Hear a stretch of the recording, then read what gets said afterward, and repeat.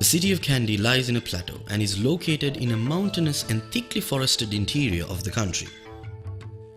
The name Senkatagalapura or Senkatagala is the popular historical name, with folklore attributing it to a Brahmin named Senkada who lived in a cave nearby. The name Kandy originally came from the Sinhalese term Kanda Udarata. The Portuguese subsequently shortened this to Kandia, referring to the kingdom and the capital. In Sinhala, Kandy is called Mahanuwara, or just shortened to Nuwara. While a succession of kings ruled from this city in the hills and repulsed several attempts from foreign invaders, this all came to an end when the British launched an invasion and reached the city in February 1815. In March, a treaty was signed known as the Kandian Convention in the Mughal Madua, a structure which stands to this day. Here, the Sinhalese chieftains signed over power to the British, effectively ending a reign of almost 2,500 years of Sri Lankan monarchs. The city is located between two major mountain ranges. It has an elevation of 465 meters above sea level. The mid-range elevation means the area produces some excellent Ceylon tea, and the terrain is populated with tea gardens and slopes.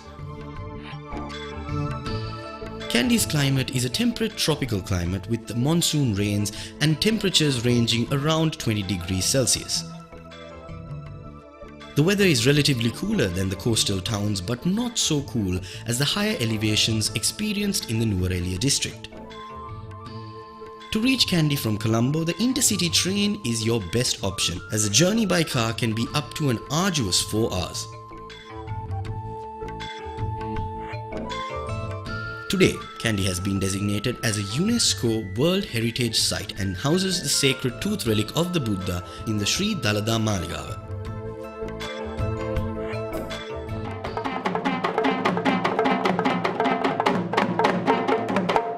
Ten things you could do in Kandy. If you are faced with limited time, the Sri Dalada Maligava, or the Temple of the Tooth, is a must-see location. Housing the relic of the tooth of Buddha, this is a site revered by Buddhists around the world. Bhikshus of the two chapters, Malvatta and Asgiriya, conduct daily worship and rituals. The Thevava, performed 3 times a day, is the best time to visit and experience the drumming accompanying the offerings. From the painted archway entrance into the temple to various architectural facets, the site is filled with visual treats for the history buff.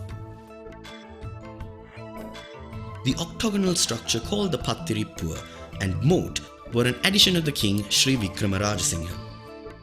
The golden canopy of the temple today is an indication of the location of the sacred relic from afar. The royal palace and residence located to the side was built during the 14th and 15th centuries.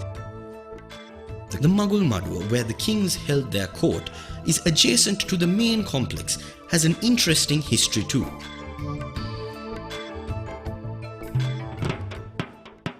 The Mughal Madua, or Royal Audience Hall, is an ornate structure created out of wood.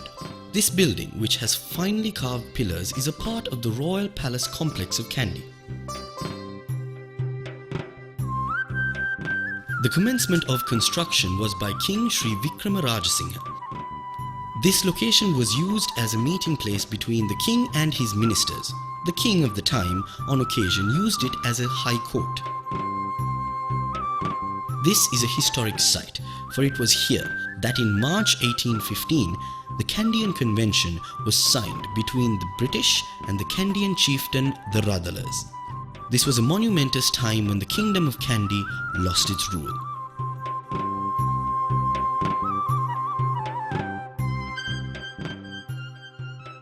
The Natha Devala, or shrine, is one of the 4 shrines in Kandy. The others being Vishnu, Pattini and Katharagama. These shrines have been venerated by Hindu and Buddhists alike. The Natha shrine is notable for several reasons. This is one of the oldest surviving structures from the Kandian kingdom. The shrine was built by King Vikramabahu III in the 14th century. The building has Dravidian architecture and the compound has 2 dagobas. It is also believed that the Natha appeared in several forms, including the Bodhisattva Avalokitesvara, who is highly venerated in Mahayana Buddhism. The Bodhi tree found here is a sapling from the original Sri Mahabodhi tree in Anuradhapura. The Natha Devala or shrine faces the main Sri Dalada Maligava and is flanked by the Vishnu temple from the north side and the Pattini Devale on the western side.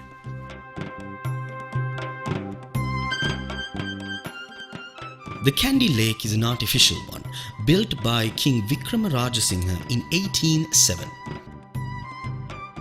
The lake has a perimeter around 3 kilometers in length. The most distinctive feature of the lake is a wall surrounding part of the perimeter called the Valakulu Bamma, loosely translated as cloud wall. Sri Vikrama Rajasingha the king was unable to finish it with the occupation of Kandy by the British.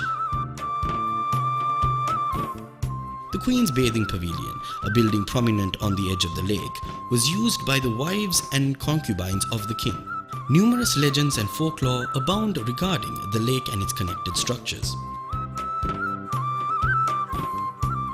Today, a variety of trees lining the lake makes it a great location for a stroll or jog.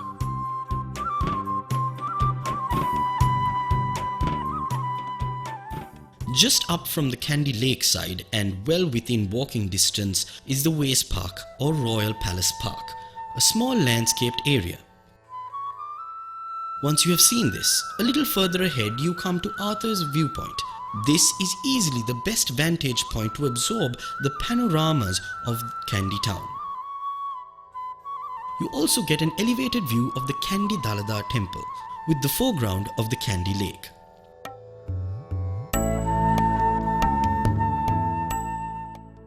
Just 5 kilometers from the Kandy city centre, the Royal Botanical Gardens were established as far back as 1843.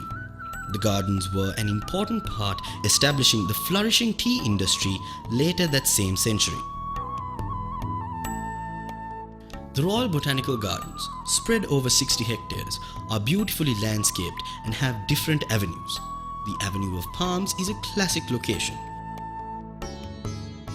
The colourful orchidarium is a must-see area with varied species creating a colourful montage.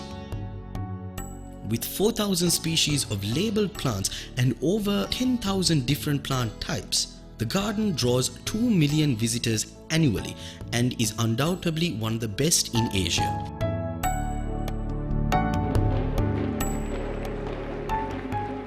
There are several locations around the town of Kandy which stages cultural shows. These shows are mainly performed towards evening so that the tourists can end the day while imbuing the sights and sounds set out for them. You can witness the famed Udarata Natum, also known as Kandian dancing. The resplendent dancer in full regalia accompanied by the Gattabera are a striking sight. Most performances throw in other dance routines which are part of the country's traditions. You can also witness at least a couple of dances staged in traditional masks.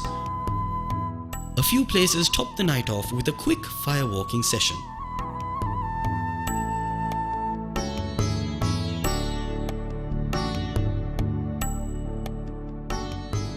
When you first go through Kandy city, it is hard to envisage an atmosphere of this nature. These gardens were used by Kandian kings as their royal gardens. It was called the Forbidden Forest as the royalty restricted its use. Just over 100 hectares in size, the forest has giant lianas, shrubs and trees. Lady Horton's Drive is a 3-kilometer loop around the area and will give you an excellent induction to its sights. The forest is popular with birders and boasts around 70 species. Though the mammals present are mainly nocturnal, you can see monkeys, wild boar and barking deer.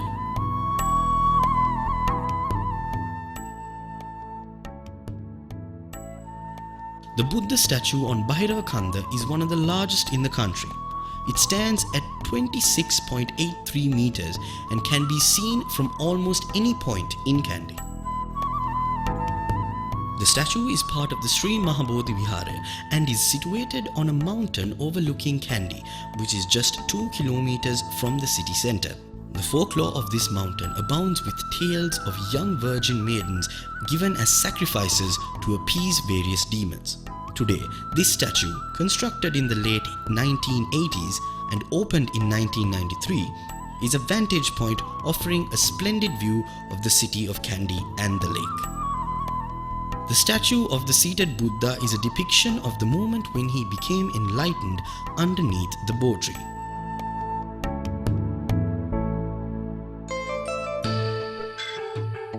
The town of Kandy and its connecting streets are well worth a visit.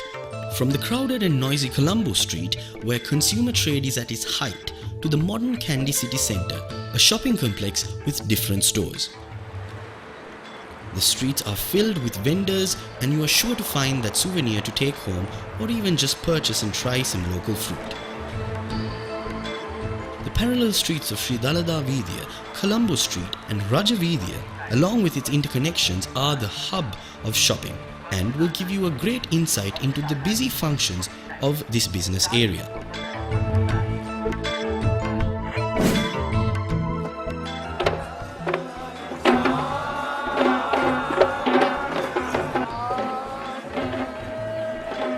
If your visit to Kandy coincides with the Kandy Asala Perahara and pageant, you are in luck.